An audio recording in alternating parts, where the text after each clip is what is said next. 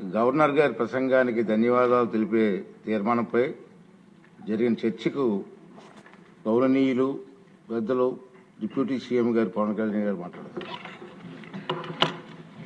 గౌరవ సభాపతి గారికి నా హృదయపూర్వక నమస్కారం.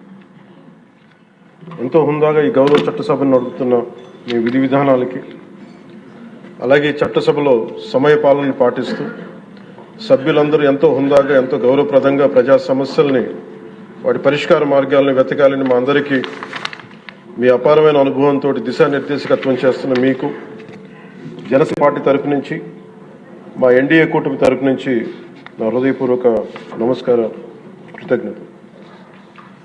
సాంకేతికంగా ఇది 3వ బడ్జెట్ సమావేశం అయినప్పటికీ పూర్తి స్థాయి బడ్జెట్ సమావేశంగా ఇది 2వది. 5 కోట్ల పైచిలుకు ప్రజలు ఆశల్ని, ఆకాంక్షల్ని ముందుకు తీసుకువెళ్తూ వారి కష్టాలకి, కన్నీళ్ళకి పరిష్కార మార్గాలను వెతకడానికి 164 మంది సభ్యులున్న ఎన్డీఏ కూటమిని తన అపారమైన 4 దశాబ్దాల రాజకీయ పాలనానుభవంతో రాష్ట్ర విభజన సమయం నుంచి గత ప్రభుత్వ అవినీతి, అరాచక పాలన వల్ల వచ్చిన వారసత్వ సమస్యలన్నింటినీ పరిష్కరిస్తూ సంక్షేమంతో పాటు ఆంధ్రప్రదేశ్ అభివృద్ధి పదం వైపు నడిపిస్తున్న గౌరవ ముఖ్యమంత్రి శ్రీ నారా చంద్రబాబు నాయుడు గారికి నా హృదయపూర్వక నమస్కారం. మంత్రివర్గ సహచరులకి, తోటి శాసనసభ్యులకి నమస్కరిస్తాను. ఇంకో 3 నెలల్లో 2 సంవత్సరాల పాలనని పూర్తి చేసుకోబోతున్న ఎన్డీఏ ప్రభుత్వం చాలా కాల పరీక్షలను తట్టుకొని, ఒక అరాచక పాలన ఎదుర్కొని ఎన్నికల సమరంలో విజేతగా నిలబడింది. మనల్ని గెలిపించి ఈ నేలకి సేవ చేసిన భాగ్యం కలిగించినందుకు 5 కోట్ల రాష్ట్ర ప్రజలకు కృతజ్ఞత చేతులెత్తి నమస్కరిస్తున్నాను. రాష్ట్ర ప్రజలకి అండగా నిలబడుతున్న టీడీపీ, బీజేపీ, జనసేన పార్టీల నాయకులకి, కార్యకర్తలకు కూడా నేను నమస్కరిస్తున్నాను. నీలో సాహసం ఉంటే దేశం అంధకారంలో ఉంటుందా అని కవి శేషేంద్ర గారు రాసిన మహావాక్యానికి నిలువెత్తు ప్రతిరూపం భారతదేశ గౌరవ ప్రధానమంత్రి శ్రీ నరేంద్ర మోదీ గారు. వారు అందిస్తున్న సహకారానికి ఎన్డీఏ కూటమి తరపున, ఆంధ్రప్రదేశ్ రాష్ట్ర ప్రజల తరపున నా హృదయపూర్వక ధన్యవాదాలు తెలియజేస్తున్నాను. ఆంధ్రప్రదేశ్ రాష్ట్ర ప్రథమ పౌరులు, రాజ్యాంగ సంరక్షకులు, రాజ్యాధినేత justice, former supreme court justice S Abdul Nazeer గారు చేసిన బడ్జెట్ ప్రసంగం చాలా ప్రేరణ ఇచ్చింది. ఆంధ్ర రాష్ట్ర భవిష్యత్తుకు బలమైన పునాదులు వేసింది.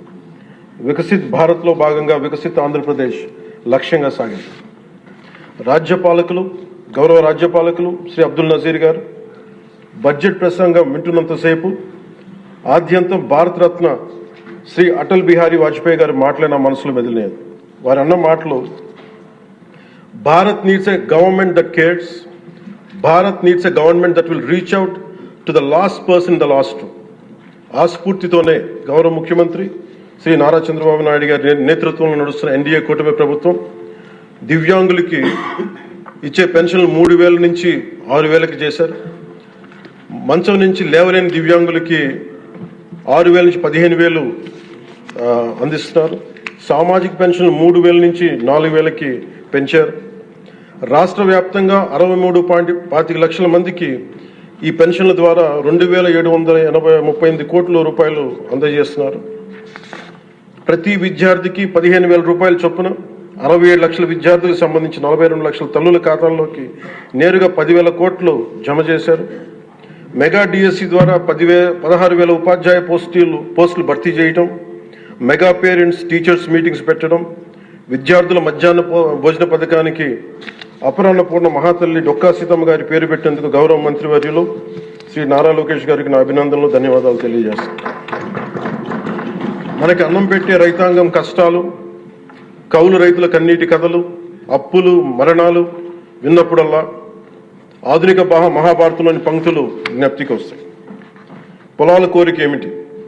పంటలు పండించి మనిషి ఆకలి తీర్చాలనే కదా అని దున్నే రైతు అనుకుంటా ఉంటే, అందరి ఆకలి తీర్చడం కోసం దుక్కి దున్నే నా ఆకలి ఎలా తీర్చుకోవాలో నాకు తెలియడం లేదు. నా బతుకొక సున్నా కానీ నడుస్తున్నాం.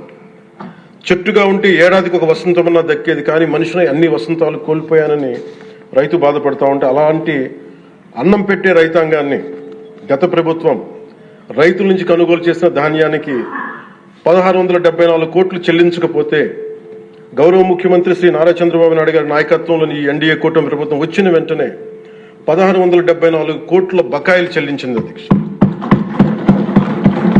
అది కాకుండా అది పే చేసిన తర్వాత దాని తర్వాత 10,650 కోట్లు 7.37 లక్షల రైతాంగానికి 24 గంటల్లోనే 10,650 కోట్లు వారి ఖాతాల్లో జమ చేయడం జరిగింది. ఇంకొక 53,000 మందికి పైగా రైతులకి 48 గంటల్లో సుమారు 1,000 కోట్లు చెల్లించడం జరిగింది. తొలకరి వర్షం తర్వాత జలదానం చేసిన మేఘాలకి భూమిలో ఉన్న ఒక చిన్నారి గింజ మెడ బయట పెట్టి మొదటగా వచ్చిన 2 ఆకులను చేతులుగా జోడించిందంటే కృతజ్ఞతలు తెలిపిందని ఒక కవితా పంక్తుల్లో ఉంటాయి. అలా ఆ చిన్నారి మొలకలాగా ఈ ఎన్డీఏ ప్రభుత్వం అన్నం పెట్టే రైతాంగానికి కృతజ్ఞతతో అండగా నిలబడుతుంది. అలాగే గౌరవ సభ సాక్షిగా కౌలు రైతుల కష్టాలు కన్నీళ్లు తెలిసిన వాడిగా మీ వాడిగా చెప్తున్నాను. కౌలు రైతాంగానికి భూమిని ఫలాలుగా పంటలుగా మార్చే ప్రవీణత ఉన్నవాడు ధైర్యం కోల్పోనక్కర్లేదు. మట్టిలో ఉన్న కస్తూరి తీసే మనిషికి జీవన పరిమళాల కొరత లేదు. సోదరులైన కౌలు రైతులందరికీ మీరు ధైర్యంగా ఉండండి. మీరు నిండు నూరేళ్లు బతకాలి. మీకోసం ఈ ప్రభుత్వం నిరంతరం పనిచేస్తుందని తెలియజేసుకుంటున్నాను అధ్యక్ష. ఉమ్మడి ఆంధ్రప్రదేశ్ మాజీ ప్రభుత్వ ఉద్యోగి కొడుకుగా ప్రభుత్వ ఉద్యోగులు వారి నిరాశ నిస్పృహలు నేను అర్థం చేసుకోగలను. వారి ప్రతిభకి అనుభవానికి సమర్థతకి గుర్తింపు రానప్పుడు ఏమనుకుంటాను కవితా పంక్తులు తెలియజేస్తున్నా అధ్యక్ష. ఈ దేశం నా ప్రతిభకు ఒక సమాధి, ఎంత దూరం నడిచినా ఎప్పుడు దూరం అంతే. అందుకే పంచాయతీరాజ్ శాఖ బాధ్యతలు తీసుకోగానే, రూరల్ వాటర్ సప్లైస్ బాధ్యతలు తీసుకోగానే 10,000 మందికి పైగా ఏకకాలంలో ఈ ఎన్డీఏ ప్రభుత్వం నారా చంద్రబాబు నాయుడు గారి నాయకత్వంలో ప్రమోషన్ ఇచ్చాం అధ్యక్ష. ఎలాంటి సిఫార్సులు లేకుండా 77 మందికి తొలిసారి జిల్లా పరిషత్ సీఈఓలుగా ప్రమోషన్లు ఇచ్చాం. సంస్కరణలో భాగంగా 77 డీడీఓ కార్యాలయాలు ప్రారంభించాం. దీనికి అండగా నిలబడ్డ గౌరవ ముఖ్యమంత్రి గారికి నా హృదయపూర్వక ధన్యవాదాలు తెలియజేస్తున్నాను. ఒక దేశాభివృద్ధికి ఆయువు పట్టు రహదారు లేని చోట అభివృద్ధి శూన్యం. అభివృద్ధికి మూలమైనది రహదారులతో పాటు విద్యుత్తు, తాగునీరు, విద్య, వైద్యం, డ్రైన్స్ అండ్ శానిటేషన్. దాదాపు 2 ఏళ్ల పాలనలో ప్రపంచ కప్ గెలిచిన visually challenged women cricket team captain Deepika మొదలుకొని మొన్న పోలీస్ జాబ్స్కి లెటర్స్ ఇస్తున్నప్పుడు ఉద్యోగంలో వచ్చిన యువ కానిస్టేబుల్ కానీ, ఉదయగిరి నియోజకవర్గంలో స్కూల్ పిల్లలు కానీ, ఇలా ఎందరో ఒకటే అడిగారు అధ్యక్ష.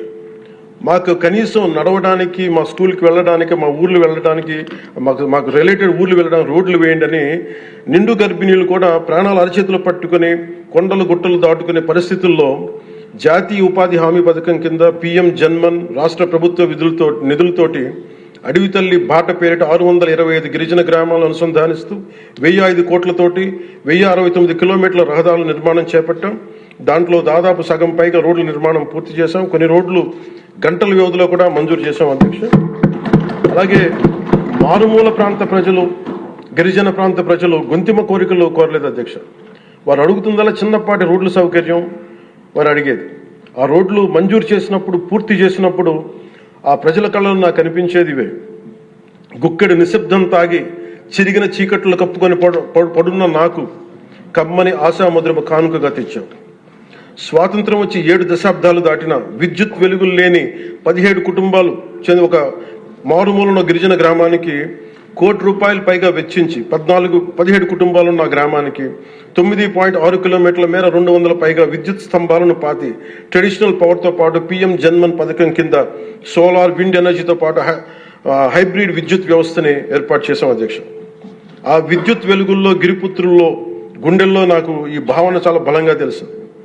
వెలిగిన బల్బును చూసి వారు ఒకటే అనుకున్నారు అధ్యక్ష, పొద్దు గుంకితే చీకట్లో బతికే ప్రజలు ఆ వెలుగుతున్న బల్బును చూసి ఎన్నాళ్ళకి మా అతిథిగా వచ్చాం, ఈ సుధీల కుటీరానికి ఇంత వెలుతురుని తెచ్చామని వారి గుండెల్లో ఉన్న వారికి ఆ భావన నాకు నిజంగా తెలిసింది అధ్యక్ష. గౌరవ ప్రధాని శ్రీ నరేంద్ర మోదీ గారు వ్యక్తిగతంగా జల్ జీవన్ మిషన్ చాలా ఇష్టపడి ఎంతో బడ్జెట్ దాదాపు 191,011 కోట్లు ఆయన 1924 మధ్యలో ఈ జల్ జీవన్ మిషన్కి బడ్జెట్నిచ్చి ఈ దేశ సగటు పౌరుడికి కనీసం సరాసరి 55 లీటర్ల రక్షిత మంచినీరు అందించాలని లక్ష్యంగా ముందుకు వస్తే గత ప్రభుత్వం కేంద్రం నుంచి 27,000 కోట్లు కేంద్ర ప్రభుత్వం ఆమోదం తెలిపితే ఖర్చు పెట్టింది వాళ్ళు దాదాపు కేవలం 4,000 కోట్ల అధ్యక్షుడు. అందులో కేంద్రం వాటా 2,000 కోట్లు. 4,000 కోట్లు ఖర్చు చేసి పైప్ లైన్లు వేయడం తప్ప ఒక్క గ్రామానికి సంపూర్ణంగా నీరు ఇచ్చింది లేదు. జైజీవన్ ముగిసే నాటికి అలాటెడ్ 27,000 కోట్లను వాళ్ళు ఖర్చు పెట్టింది మినహాయిస్తే 23,000 కోట్లు వినియోగించుకోలేపారు అధ్యక్ష. అలాగే అది ఎక్స్పైర్ అయిపోయిన తర్వాత కూటమి ప్రభుత్వం నారా చంద్రబాబు నాయుడు గారి నాయకత్వంలో అధికారంలోకి వచ్చిన తర్వాత ముఖ్యమంత్రి గారు కూటమి నేతలందరూ కలిసి కేంద్ర నాయకత్వాన్ని అడిగి ఇంకొక పొడించుకోగలిగాం. ఈ ప్రయత్నంలో 1,242 కోట్లతో Uddanam, Dhone, Pulivendula multi village project schemes ని మే నాటికి పూర్తి చేయాలని లక్ష్యంతో ముందుకు వెళ్తున్నాం అధ్యక్ష. అలాగే ఈ కొత్త సంవత్సరంలో కూడా కొత్తగా ఇంకొక 5 జిల్లాలు ఈ ఎక్స్టెండెడ్ పీరియడ్ లో కొత్తగా 5 జిల్లాల పరిధిలో 7,910 కోట్లతోటి వచ్చే 2 ఏళ్లలో పూర్తి చేయాలని లక్ష్యంగా పెట్టుకున్నాం అధ్యక్ష. చిత్తూరు, ప్రకాశం, పల్నాడు, ఉభయ గోదావరి జిల్లాలో చేపట్టిన పనులు పూర్తయితే వచ్చే 30 ఏళ్లలో 1,21,00,000 ప్రజల రక్షిత మంచినీటి అవసరాలను తీరుస్తుంది. మిగిలిన 960 కోట్లతోటి మల్టీ విలేజ్ స్కీమ్స్, అలాగే నీటి ఎద్దడి తీవ్రత ఉన్న పంచాయతీ మంచినీటి సమస్యను తీర్చే విధంగా గౌరవ సీఎం గారి ఆధ్వర్యంలో ప్రణాళికలు సిద్ధం చేస్తున్నాం అధ్యక్ష. గత ప్రభుత్వపు అరాచక, అసమర్థ, అవినీతి పాలన వారసత్వపు సమస్యలు ఎంతో ఎన్డీఏ ప్రభుత్వానికి చాలా పెను సవాల్గా మారినాయి. కానీ ముఖ్యమంత్రి గారి పరిపాలనా అనుభవం అన్నింటినీ అధిగమిస్తూ ఇచ్చిన ప్రతి మాటని నిలబెట్టుకుంటూ ముందుకెళ్తున్నాం. సంక్షేమం, అభివృద్ధి రెంటిని సమన్వయపరుచుకుంటూ ముందుకు వెళ్తున్నాం. మొన్న గవర్నర్ గారి ప్రసంగంలో అదే ప్రస్ఫుటంగా గోచరించింది. అలాగే ఈ సందర్భంలో గవర్నర్ శ్రీ అబ్దుల్ నజీర్ గారి వ్యక్తిత్వం గురించి ప్రత్యేకంగా చెప్పుకోవాలి అధ్యక్ష. Is a great scholar, legal luminary, a humanist, a devout religious man with a respect for all religions and a great patriot. People of Andhra Pradesh and our NDA government is fortunate for having him as our beloved governor అధ్యక్ష. అలాంటి ఉన్నతమైన వ్యక్తి ముందు ఆ 11 మంది సభ్యులు వారి ప్రసంగ సమయంలో వెల్లోకి వచ్చి రభస చేసిన విధానం చూస్తే నాకు ఒకటే అనిపించింది అధ్యక్ష, హనుమంతుడి ముందు కుప్పి గంతులు వేయడం ఏంటి అని. అలాగే 151 నుంచి 11 సభ్యులకి పడ్డ వారిని చూసి మనం అందరం కూడా నేర్చుకోవాల్సింది, గుర్తుపెట్టుకోవాల్సింది అది భారతరత్న వాజ్పేయి గారి మాటల్లో, democracy రెsts on one belief, and that is when leaders cannot solve the problems, the people will. అందుకని ఇది మనం చాలా జాగ్రత్తగా మన భారతరత్న వాజ్పేయి గారి మాటల్ని మనం తీసుకోవాలి అధ్యక్ష. అలాగే under guidance of honourable CM deputy CM honourable CM Shri CBN Chandrababu Naidu గారు ఈ భారతరత్న వాజ్పేయి గారి మాటల్లోనే వారు దాన్ని తెలియజేస్తాం అధ్యక్ష. The challenges we're facing ahead, మనకున్న ఛాలెంజెస్ కానీ ఉన్న సమస్యలన్నింటినీ భవిష్యత్ వికసిత్ ఆంధ్రప్రదేశ్ దిశగా ఎలా వెళ్ళాలి అని అనుకుంటే అది వాజ్పేయి గారి మాటలను చెప్తాను అధ్యక్ష. It's no problem we cannot tackle, no challenge we cannot face, no opportunity we cannot seize. Jai Hind and Jai Bharat.